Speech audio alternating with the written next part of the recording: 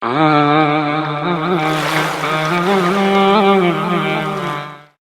alaikum warahmatullahi wabarakatuh. Bismillah wa salatu wa salam ala rasulillah amma ba'd. Welcome guys to another episode. Alhamdulillah, I haven't been posting for a long time, but bi'idhnillah, I hope that is going to be more consistent. Today, alhamdulillah, I have someone I've been chasing for many months now. And finally, we're doing this bi'idhnillah, and is our brother, John Fontain. Assalamu alaikum, bro. Okay. How you doing? Alhamdulillah. It's been a long day. Yeah, good to see you, bro. Good fit. So, like I said, I've been trying to do this with you for like, I don't know, the idea came to me about 5-6 months ago. Yeah. And I thought, how am I going to get John Fontain on this? But then, alhamdulillah, we met on Eid, if you remember. Eid al-Fitr. And then Abu Isa, we got introduced and we just started talking, got numbers. And alhamdulillah, now it's finally happening. Alhamdulillah. I've been seeing you on the famous vlogs with some fluffy shoes. SubhanAllah, yeah. What can we say, Sheikh? What can we say? Alhamdulillah. And the brother from... Alhamdulillah, that was a very nice trip, by the way. Very nice trip, by the way. We really enjoyed ourselves, and hopefully people benefited, people, liked it, and I hope it was balanced, bi'idhnillah, But, like everything you do in life, there's always ups and downs. There's only people that are going to like it. People are not going to like it that much as well. And but alhamdulillah, though. Anyway, let's just get into this interview, bi'idhnillah. Yeah. So, I got a few things down. So, first of all, I know you spoke many times about your conversion to Islam, coming to Islam. If I remember, you said it was in Senegal, I believe. Yeah, I went to Senegal. Okay. And before Islam, I went there on business. Okay. So, yeah. That was kind of the first place I got introduced to Islam. Okay. Heard the adhan and things like that, yeah. SubhanAllah, when I think about it, it's very, for me, far-fetched that a Caucasian brother will find Islam in Africa. Usually when you have white people, it's usually, in the West. If you're from UK, or America, that's where it is assumed that you find Islam. Yeah. Let's push it a bit to the Middle East, but Africa is very rare. When I was 18, I went to Senegal and Sierra Leone. I was doing business at 18 years old. SubhanAllah, that's very early, mashallah. Traveling all the way to another continent at 18, that's mashallah. It was a bit scary at the time, but alhamdulillah, because you don't know what to expect. Yeah. I had a lot of misconceptions about Africa. I thought it was dangerous. I thought I'm going to get kidnapped. SubhanAllah. I needed to make money, so of course. I went to Africa. Okay, so how did that come about? Was it how did you? Well, from a young age, I was working in like a club. Okay. And I became a singer, and I was saving a lot of money. And then by the time I was 18, I started doing business with some Sierra Leoneans and some Nigerians. All right. We were working in Manchester. And then, I sent some cars, and I was studying diamonds as well. Okay. So at some point, I needed to go to Africa. Yeah. So I was actually traveling to Sierra Leone, but the only way to get there at the time was to go through Senegal. So that's why I ended up in Senegal. Okay. I was there for like 2 weeks. Not looking for Islam, nothing like that? No, I wasn't interested in religion at all. Yeah, I always believed in something. I always believed in superior God, but I never believed in religion. Okay. But yeah, Senegal's nice. SubhanAllah. It's a beautiful place. The only issue for me, not for you, is they speak French. Yeah, I know you speak French. I'm Cameroon. Alhamdulillah, yeah. So the actual contact with Islam, how was that? Yeah, I mean, well, what happened? I was I've said this many times, but I was a bit stuck because all my money was tied up in business. So I went to the hotel and I stayed there, and then I spoke to the hotel manager and I told him I don't have any money. SubhanAllah. I'm broke. Yeah. I'm going to Sierra Leone next week for a few months, and then I'm going to come back and I'll pay you. And he said, no problem, come to my house. And he was a Muslim. Mamadou. Yeah. Momo. That's for like Muhammad. Yeah. Mamadou and Momo, he was called. A very nice brother, mashallah. And his mother and sister and brothers, they're all Muslim, mashallah. I went to their house, I stayed with them, heard the adhan. And to be honest, at the time, for them, this was significant for them. Yeah. This wasn't, no, it was insignificant. Yeah. It was just like they were helping the traveler. Yeah, like they were not trying to convert me. They were not, But subhanAllah, I remember Mamadou, his grandmother passed away SubhanAllah. that week. Wow. And he was crying, and he said, I said, I'm trying to comfort him on the bed. And I just said, don't worry, she's going to go to a better place. I was just trying to comfort him. Comfort him. And he said, I'm not crying because she died. So I'm like, what? And then he said, I'm crying because I wanted you to meet her. Because she's an old lady, she's like 103 or something. I wanted her to make dua that you'd become a Muslim. SubhanAllah. And I thought, wow, like, that's all he's crying for. He's not crying, because he has in mind that she's going to Inshallah, to Jannah, inshallah, because she's a Muslim. And, he was thinking about my guidance, basically. Anyway, I didn't think much of it. I wasn't interested in religion at all. So it was like maybe 5 years later, I accepted Islam. But it was a positive introduction to Islam, and then I traveled to more African countries, So you became Muslim in the UK? I actually took Shahada in Egypt. SubhanAllah. I was traveling there, I was doing some business there. And I went to a mosque. A friend of mine who's a Muslim, he said, I need to pray. So he went to the masjid. Yeah. I said, can I join you to the masjid? I'll just sit down.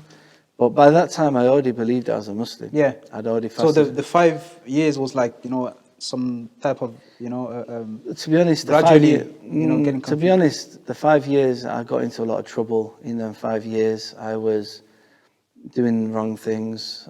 I was a bit misguided. Them 5 years were not. They were enjoyable 5 years, but they were not. They were not a good 5 years. I got into a lot of trouble in Africa and England, and things could have worked out very differently. SubhanAllah. I nearly went to prison. I've never really said this publicly, but I nearly.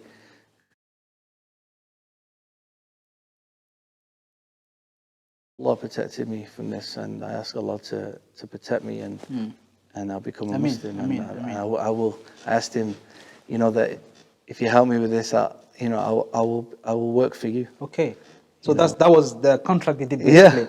Yeah. This is why I do Dawah. It's like, SubhanAllah, that's it's something I dedicate. And with this intention, that's something that is going to stay with you, because it's like you owe Allah. Like He did this for you, and you just have to do it right now. Yeah. It's just like it's binding for you right now. SubhanAllah. And He's assisted me in doing Dawah, especially in Africa. Yeah.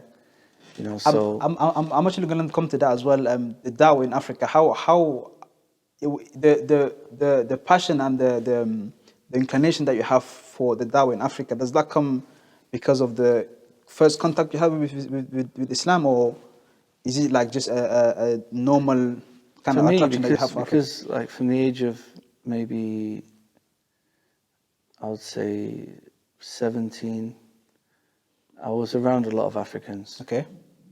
Before 17, my friends were from different places, maybe the Caribbean or Pakistani, a few Pakistanis. Many Africans.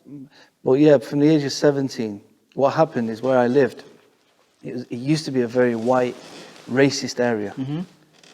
And then what happened is about 15 years ago, a lot of Africans started moving in from London, like Sierra Leoneans, Nigerians. So I started meeting them, working with them, doing business with them. So that's how I came in touch with Africans. These were not Muslim Africans. Yeah. I don't know. I just feel at home in Africa and with Africans. So it was. I know Africans very well. Especially Nigerians, Sierra Leoneans. I feel at home. So it was like a natural kind of inclination. Yeah, for me, it just I fit. And plus the first contact with Islam was in Africa as well. Yeah, so exactly. That was the biggest sense. thing. Africa gave me Islam. SubhanAllah. And people don't know about Africa. They think it's it's a joke. Unfortunately, even in England, a lot of people are racist towards Africans. Not just white people. Black people as well are also racist towards Africans. Yeah, towards each other. And also, and you think Africa's a joke, but it's not. It's an amazing place, man.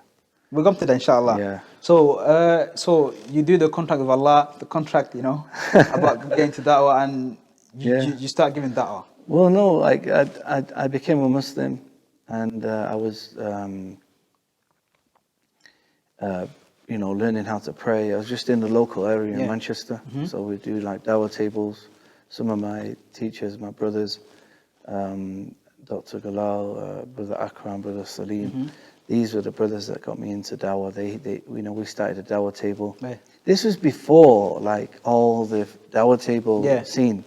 Like now. That was very, You have all the big organizations doing Dawah tables, and it's quite a common thing now. That was a very simple, basic. Yeah, this was like before this was popular. Yeah. Before social media, before all these things, we had a Dawah table for years, like 7 years. It was on the streets of Manchester, about six years. Yeah. It was on the streets, and we were there every week. SubhanAllah. And alhamdulillah, people were accepting Islam, people were learning about Islam. So it's really beneficial. I think that's also a good look to have a brother that actually became Muslim, giving da'wah to non-Muslim. That's like, that's someone from us. Yeah. He looks like us, and what brought him to this religion. Sometimes, I mean, people think that it's easier to give da'wah to your own people or your own tribe. With white people, I think it's a bit different. I think non-white people giving dawah to white people is probably the best thing. Okay. And the reason is because, only for white people. Yeah. The reason is because white people, when they see white Muslims, they hate it, bro. They see you as a traitor. You're a sellout, and betrayed us. And and I found that, alhamdulillah, a lot of people have accepted Islam, but I found that it's not necessarily the white person is the best one to give dawah to the white people. I don't find that. It's interesting. I think white people, they don't mind Islam for you black people or you brown people, but it's not for the white people. They'll speak to you, they'll be polite with you, they don't care. But when they see a white person, sometimes they're seen as a traitor. They don't trust you. So, I mean, perhaps it's both ways. It's from Allah. Allah, guide people however He wills. But that's just through my experience, through English people specifically. So I find that's why I love Africa as well, because giving dawah in Africa, even in Pakistan or different places in the Muslim world or different countries, when they see an English person who's become a Muslim, they're shocked. Yeah. They don't imagine English people being Muslim. They're shocked by that. So the passion for the da'wah in Africa, that's really what I want to talk about. So where did you first visit for da'wah? I mean, you said you were doing business there, but then for da'wah, how did that? For da'wah, what happened? Oh, subhanAllah. You know what happened, right? I decided that I'm going to go back to Sierra Leone to try to help. It was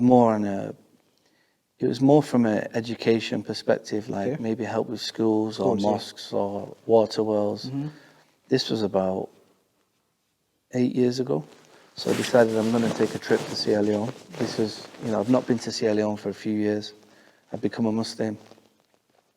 So I thought I'm going to go to Sierra Leone and try and find some charity work to do. Yeah. I want to give back, basically. They helped me find Islam. I want to do something. So on my way to Sierra Leone again, I went to Senegal.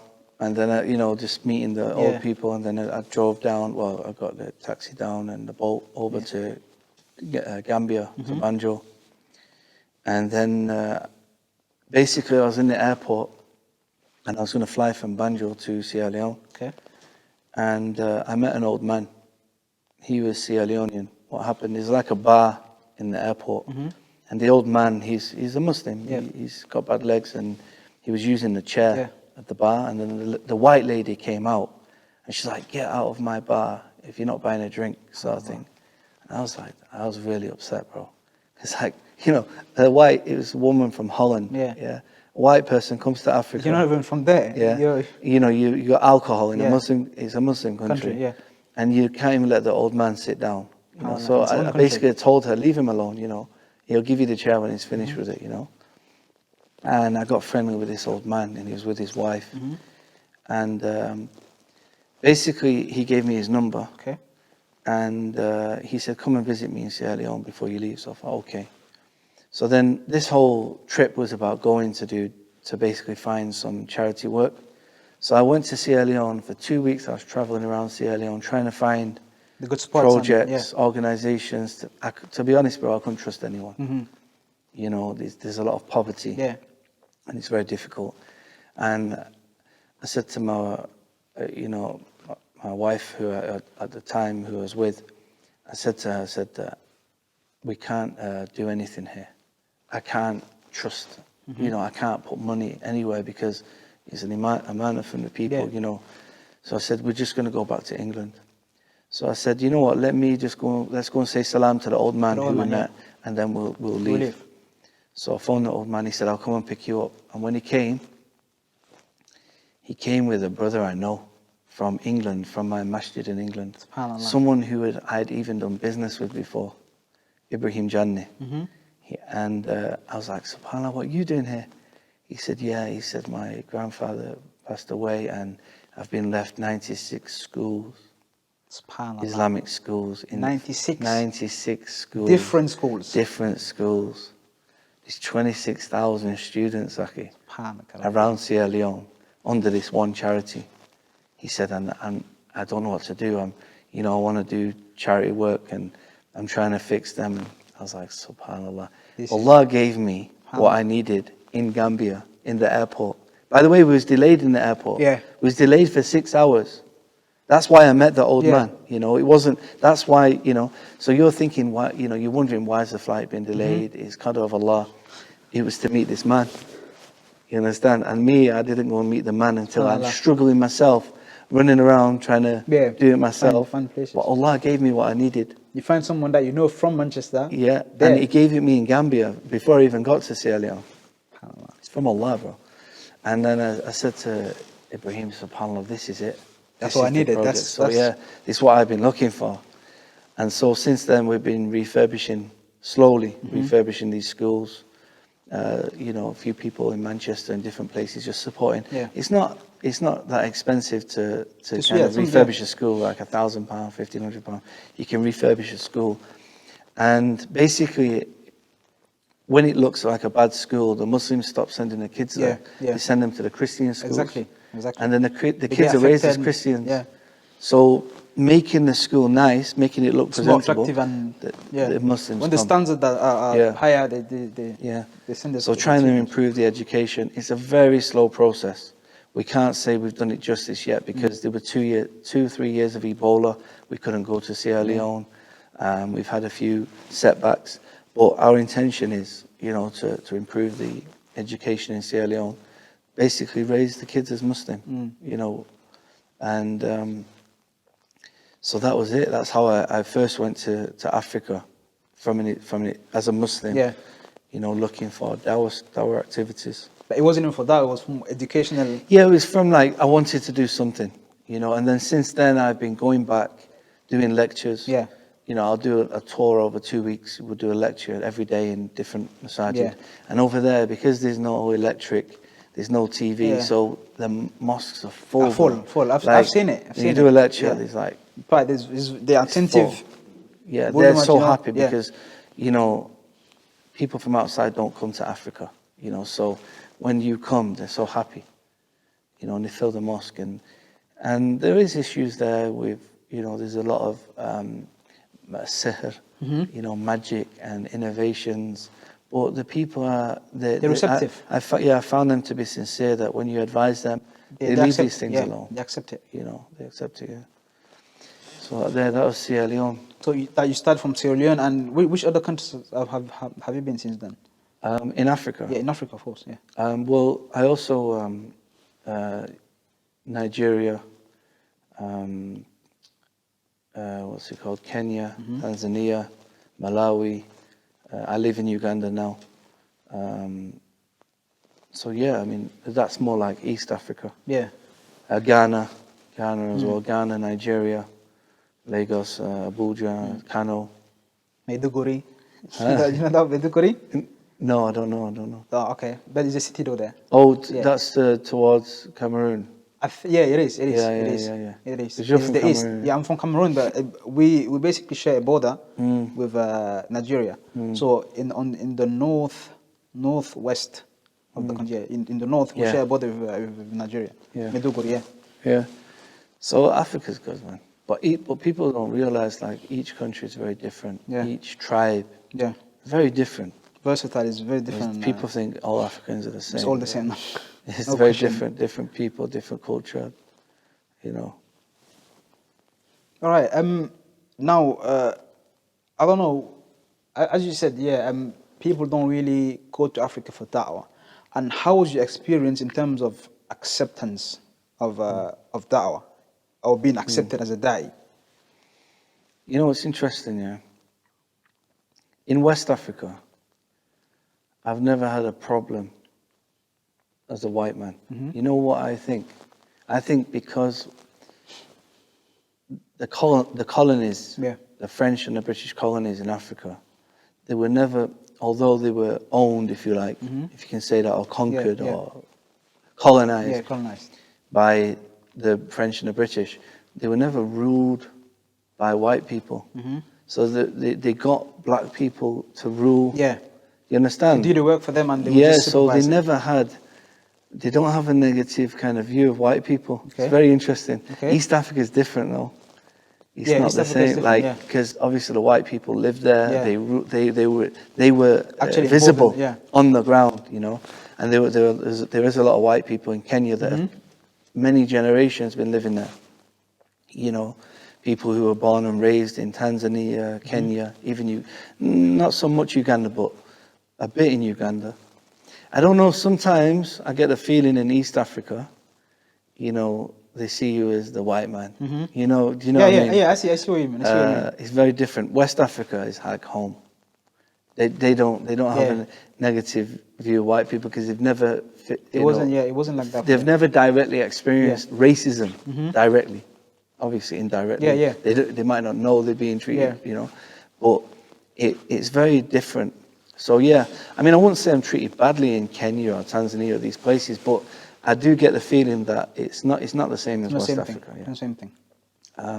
It's probably a good thing, you know, because look, there's not many white Muslims anyway, so it's better that the people are more standoffish with the white people because they're mostly going to be Christian missionaries anyway. Yeah. So you don't want them to be friendly. You don't want them to be too friendly with Yeah, white that's right, people that's anyway. right, that's right. But when you're a Muslim, Bismillah. Yeah, know, you're more accepted. Yeah, and alhamdulillah, when they know you're Muslim, that's why I just wear thobe and they know I'm a Muslim. They can recognize it. And, you know, there's no issues. You know. Because in my head, I was assuming, I was thinking, okay, perhaps there could be this kind of like people will be feeling a bit more, you know, different and a bit, you know, we don't really want to get involved with him because he's white and we don't really know what he's about and he might be a spy and he might be doing this and that. He make him. I've had that in England. People thinking I'm a spy. That's white very people. sad. That's very sad. White Muslims. Yeah. You know, to be honest, I didn't really have many white friends.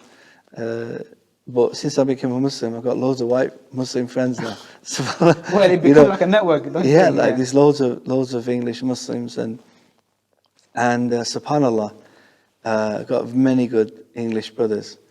But when I first came to Islam, obviously people are a bit worried. They don't know if you're police or whatever. At the time when I became a Muslim, a few people had been arrested and set up by the police here in Manchester. So, you know, people were a bit worried.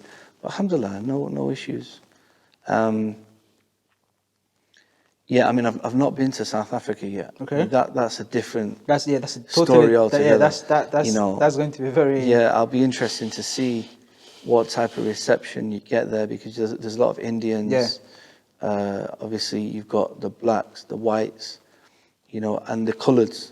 Well, you know, they call them the coloureds. You know, more like people with mixed heritage. But they're all separate and split. Yeah, it's totally different. Yeah, the apartheid and things like this. Yeah, and he did. I'm sure he did. Like I've got a lot of South African friends from the UK, non-Muslims before Islam, and you know, I know it's a different thing. But it'd be interesting. I'm looking for. I'm planning to go to South Africa this year. But it'd be interesting to see, you know, what groups are going to be receptive. You know. So it'll be interesting. We'll see. So so now you said you did few countries in East Africa, West Africa as well. Which other countries are you planning to visit? You said South Africa, for example, and Yeah, this year I've never been to Australia. okay, I've never been to Canada. Also South Africa, yeah, Zimbabwe. If I go South Africa, I'll go Zimbabwe. Got a lot of friends down there. So I'm going to try and reach to these countries this year. But yeah, I've traveled a lot, over about 65 countries or something.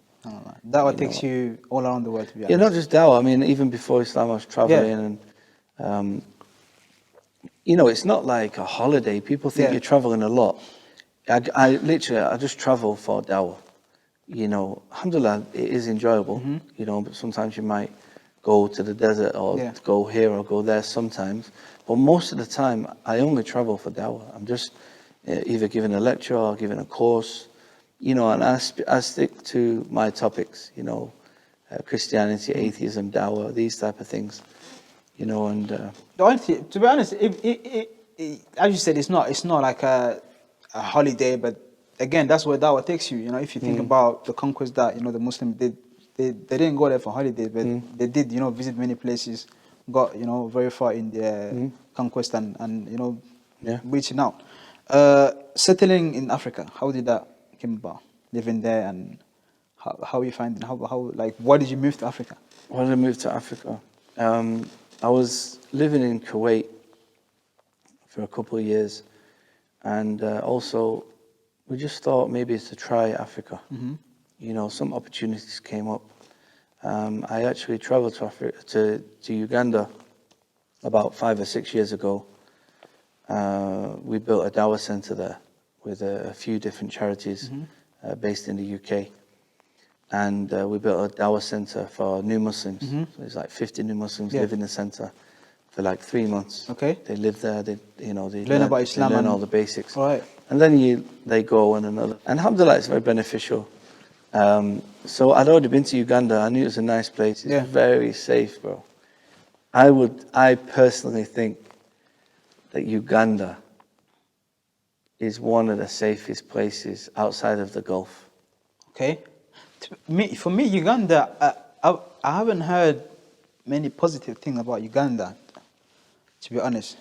So I don't know. Was there like a war there? Oh, that was a long time ago. That was a long time ago, right? Yeah. I don't remember. Idi Amin, that's the name. That's the name of it. Yeah, Idi Amin. Bro, it's very safe. The people right now, people are peaceful. Yeah. They don't. There's little crime. It's not like other countries. It's very safe. It's nice. Good Muslims there. It's like 40% Muslim. Maybe about 15 to 18 million Muslims live in Uganda. Yeah, it's a big country. So there's good Islam there. Kenya's nice. Mombasa, Nairobi. These places are beautiful to live in. Good Muslims, good education for the youth. Even the Christians have the same beliefs as us in terms of morals. Yeah. They're on the same page morally. Yeah, morally. They don't do all what's going on in the neighbors, UK now. they get to neighbors, and they have same principles. Yeah, and they don't believe in all what's going on in the UK now. Trying to mess the kids up in the schools. Yeah. Very conservative Muslims. Yeah. Not liberal, just Catholic, In Uganda, mostly Catholic, so you've not got any evangelicals, trying to convert everyone. But in Kenya, there's some evangelicals, and Tanzania. Yeah. So you settled there, and you just... just based there. That's the home for now. I'm probably going to move soon. Maybe go to Egypt for a while. But I think East Africa will probably be somewhere else. Be spending a lot of time in my life. Kenya, these places are beautiful. So you think it's definitely places where people might want to look into in terms of hijrah? Because I know hijrah is a big topic these days, and people are looking at moving out, and many of us, we think about Gulf countries, Muslim countries, it's as such, Egypt, UAE, Kuwait, Saudi. Of course, the Middle East is great. Yeah. If you've got a good education and you're working, it's a good place. You can go, you can have a good life, you can make money.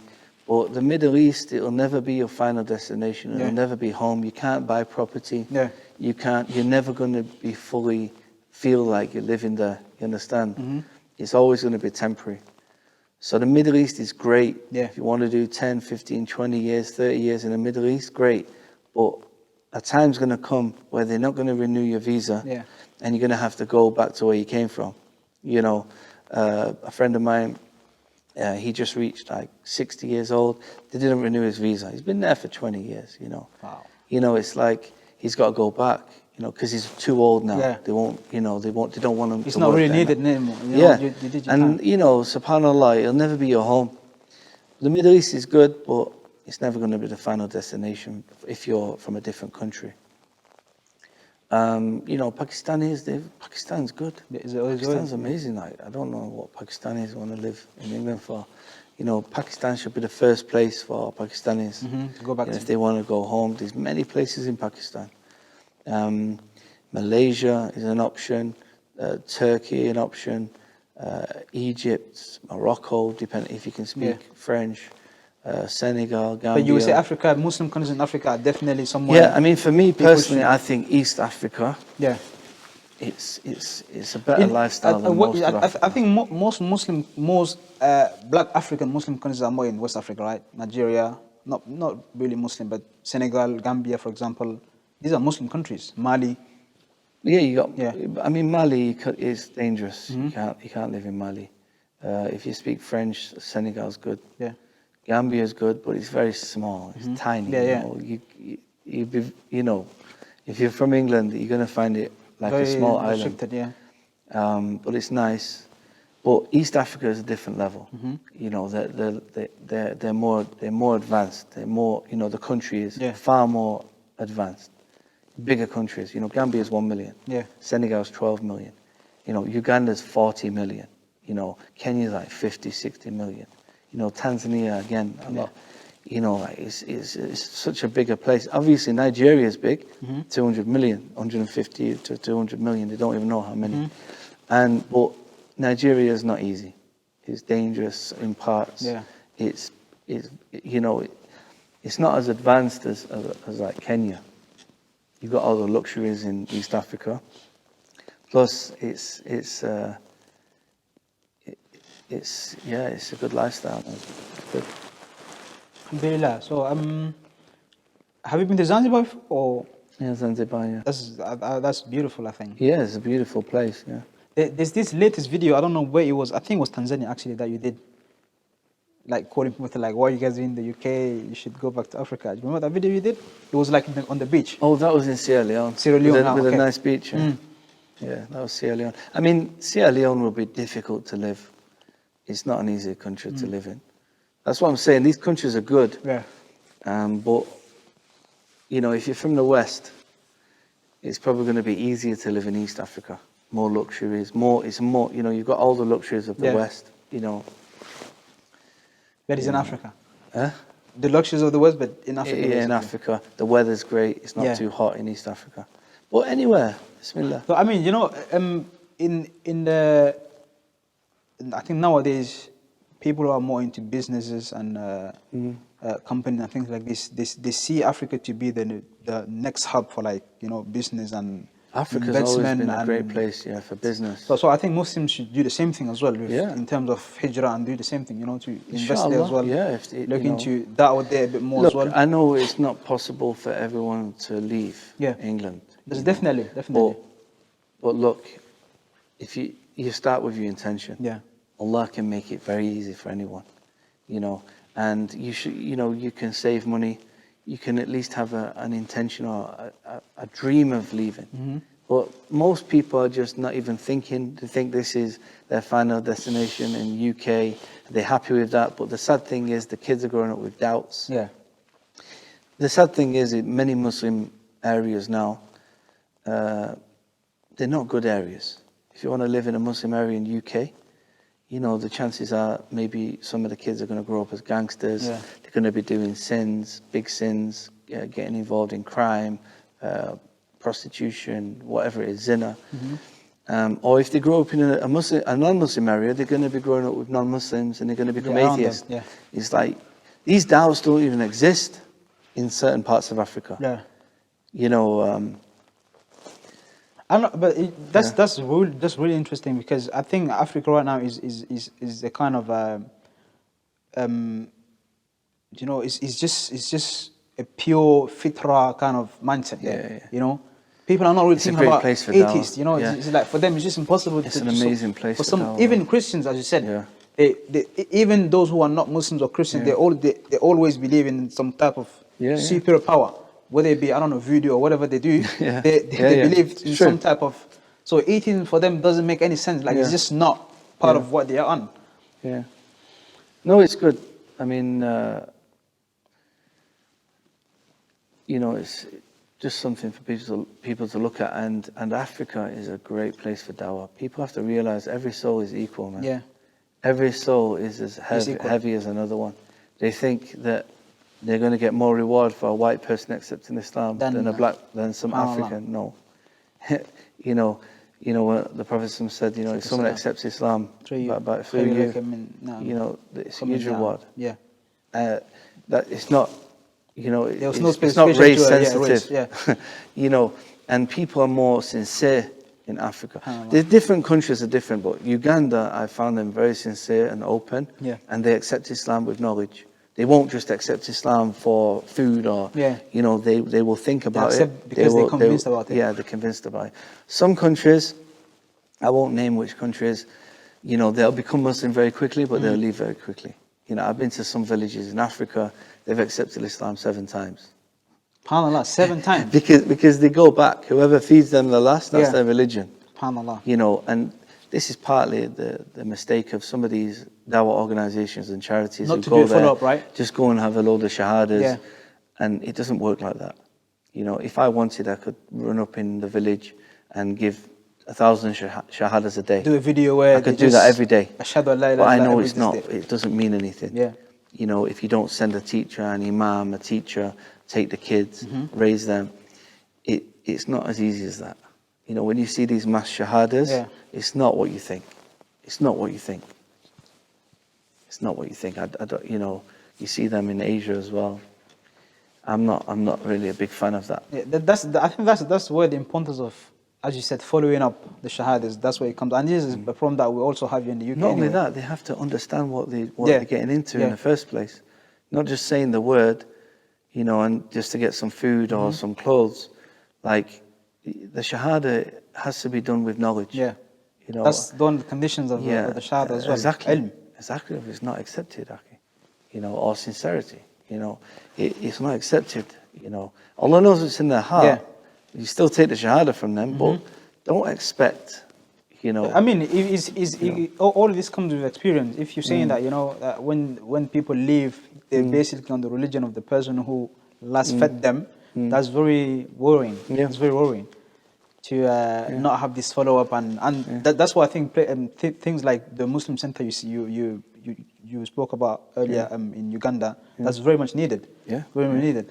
Because you can have people coming, learning about it, and they get convinced. And 3 months, that's a very good period of time to actually learn about it. And okay, I didn't get myself into some type of, you know, wishy-washy thing, and it makes sense. Yeah. There's a substance to it, and they stay for good. Yeah. Stay for good. Inshallah. Well, just before we finish, I want to just mention a book that I'm working on.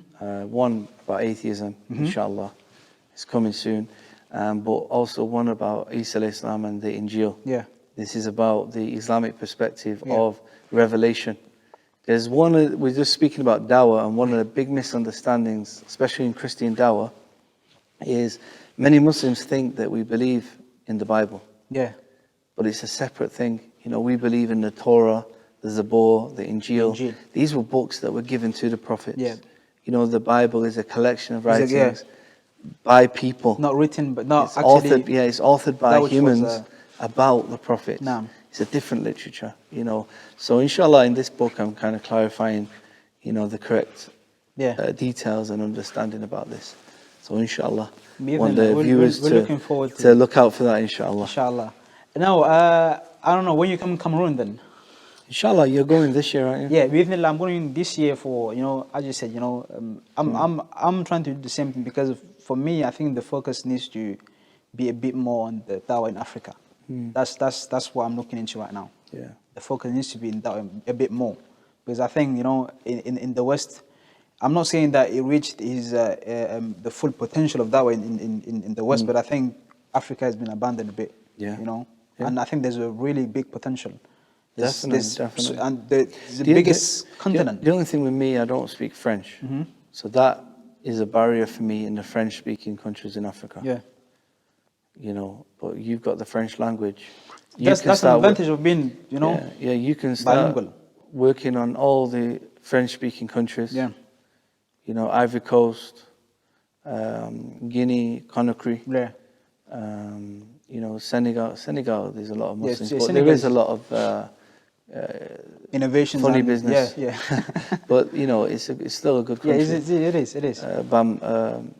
Mali, Mali. you speak. So you got a lot of countries to. I mean, for me, I think Africa is a big hub. Just, you know, the Dawah, as you said, the acceptity, and they really, because I've been there 3 times now in the holiday, and I'm telling you, when I do a class or a lecture, they're very much attentive. Very much attentive. I'm very, you know, amazed about it. I'm like, subhanAllah, there's a really, it's good. they want to learn, like, please, you know, can you say this again? And they will stay. They will stay and listen to it. You know, we're not saying that doesn't happen in England, but it's a bit different than that. Yeah. I believe it's a bit different. People are more open to accept things. It doesn't happen in England. Yeah. That's the point. They're not interested. Yeah. I'm not being funny, but it's become Dawah-tainment. Dawah-tainment. You know, I heard someone mention that the other day. I liked it. Dawah-tainment. SubhanAllah. You know, it's like entertainment, Akhi. People are not interested in actually sitting down and learning something. You know, a lot of it is just basic reminders, or, you know. And in Africa, they want to learn. They want to learn. They want to study. You know.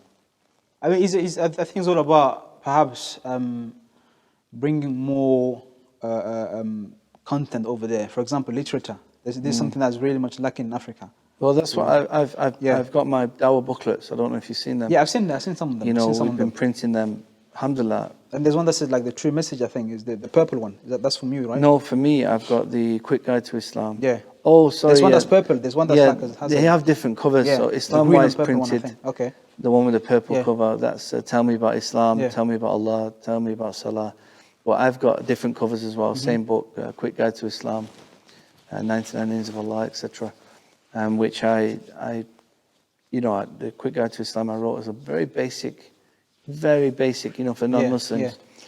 But it's needed for Muslims as well. And these have been printed. We've been shipping them out all over Africa, all over the world as well. Alhamdulillah.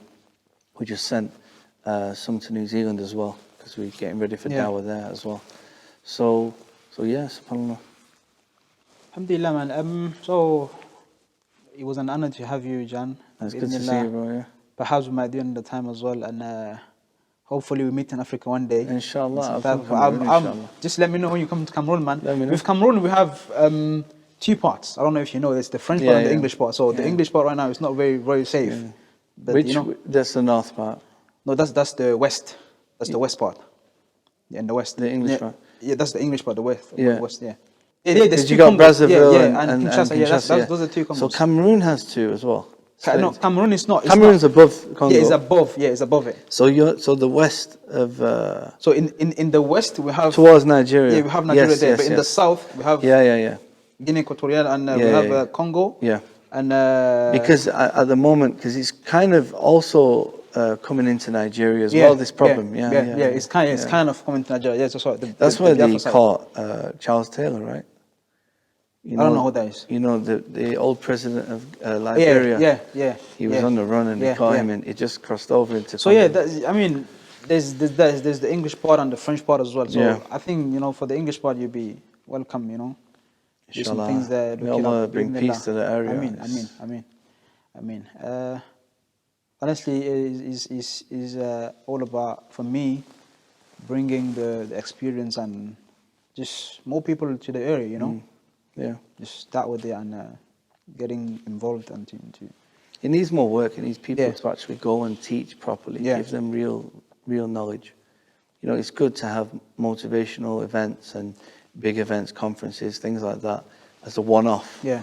But they need more substantial, infrastructure and schools, education.